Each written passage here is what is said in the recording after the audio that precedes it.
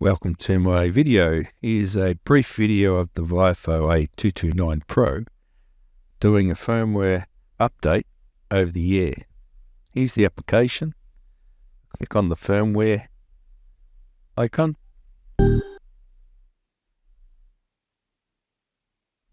It offers to download the firmware, and when I clicked OK, it started.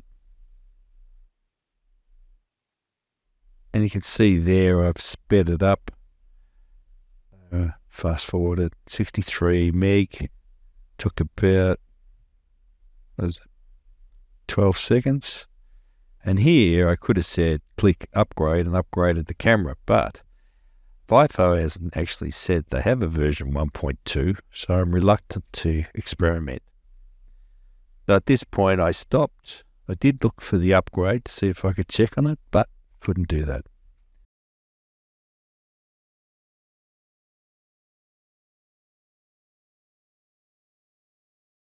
Thanks for watching.